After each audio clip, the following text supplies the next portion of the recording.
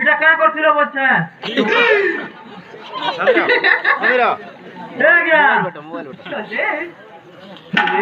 মোটা পড়ি যে জায়গাটা কি পুড়িয়ে নির্জল রে मैं भय का नहीं चढ़ पास नहीं पारा तो मैं किए हाँ हमारे तीन चार नानी नानी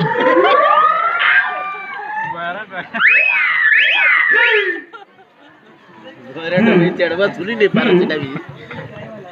हाँ ऑपरेशन करे ना बोलते कि नहीं